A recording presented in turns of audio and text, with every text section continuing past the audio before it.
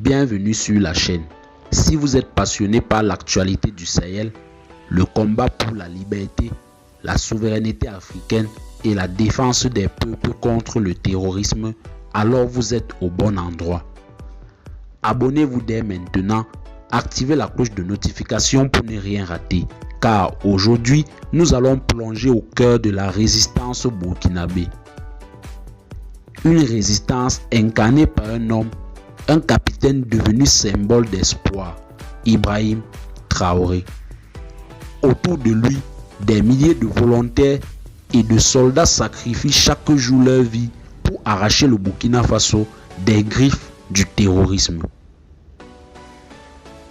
Depuis l'arrivée d'Ibrahim Traoré à la tête de la transition burkinabé, le ton a changé, la stratégie a changé, l'engagement a changé.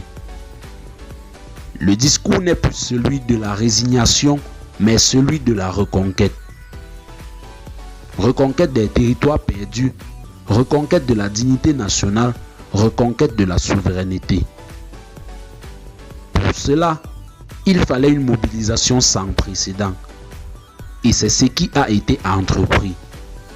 Dès les premiers mois, le capitaine Ibrahim Traoré a mis l'accent sur la refondation sécuritaire, sur l'équipement des troupes et sur la mobilisation populaire à travers les volontaires pour la défense de la patrie. Les volontaires pour la défense de la patrie, ces civils armés et formés sont devenus un maillon essentiel du dispositif sécuritaire burkinabé. Le pays tout entier s'est mobilisé. Des jeunes, des anciens, des femmes même, dans certains cas, ont répondu à l'appel. Dans chaque région, des bases ont été installées. Des missions coordonnées avec les forces de défense et de sécurité ont été menées. Ce sont des actions souvent discrètes, mais d'une efficacité redoutable. Des cellules terroristes ont été démantelées, des villages libérés, des convois sécurisés. Mais cela n'a rien d'un conte de fées. Sur le terrain, la réalité est brutale. Les terroristes sont nombreux, bien armés, financés de l'extérieur et souvent très mobiles. Les soldats burkinabés, eux, doivent se battre avec le peu dont ils disposent. Pourtant, ce peu devient beaucoup grâce à la foi, à la volonté, à l'amour du pays. Ils marchent des kilomètres à pied dans des conditions climatiques extrêmes.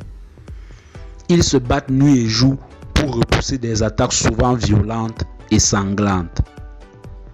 Des zones entières comme le Sahel, l'Est, le Nord, longtemps abandonnées ou tombées aux mains des groupes armés, commencent à revivre. Des écoles réouvrent, des marchés reprennent, des routes sont dégagées. Le retour de l'administration civile est progressif mais réel. Et cela, nous le devons au sacrifice immense consenti par les forces de défense et de sécurité et les volontaires pour la défense de la patrie. Des sacrifices humains, psychologiques, familiaux. Car derrière chaque soldat tombé, il y a une mère, un père, une épouse, des enfants. Ibrahim Traoré, dans ses discours, ne cesse de rappeler que la lutte est totale, qu'elle demande l'engagement de tous et qu'elle ne concerne pas seulement le Burkina Faso, mais toute l'Afrique. Il a initié un discours nouveau de souveraineté, de refus d'ingérence étrangère, de coopération stratégique avec de nouveaux partenaires qui respectent les choix du peuple burkinabé. Il a relancé l'industrie de l'armement local, misé sur le renseignement, renforcé le moral des troupes et encouragé la solidarité nationale. Des alliances entre villages se forment pour résister ensemble. Des zones autrefois divisées par la peur s'unissent pour reconstruire. Des opérations spéciales, parfois coordonnées avec d'autres armées de la région, permettent de neutraliser des chefs terroristes et de reprendre le contrôle du territoire clé. Chaque mètre de terre récupéré est un pas de plus vers la liberté. Ce combat n'est pas sans conséquences. Il y a des morts, il y a des blessés, il y a des traumatismes. Mais il y a aussi de l'espoir. Chaque fois qu'un enfant retourne à l'école, chaque fois qu'un marché réouvre, chaque fois qu'un village réinstalle son comité de veille, c'est une victoire. Une victoire qui prouve que le terrorisme n'est pas une fatalité, que le Burkina Faso peut et va se relever. La communication gouvernementale s'améliore aussi. Les Burkinabés sont mieux informés. Des bilans réguliers sont présentés. La transparence sur les pertes et les victoires, même partielles, renforce la confiance du peuple. Les jeunes s'identifient de plus en plus à leurs forces armées. Ils les soutiennent, les encouragent, les imitent. Le port de l'uniforme devient un symbole d'honneur et plus de peur ou de résignation. À l'international, cette dynamique bouscule les rapports de force.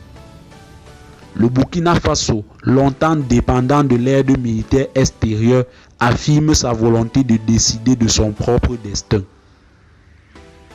Le départ de certaines forces étrangères mal perçues par la population a permis une reprise de confiance nationale.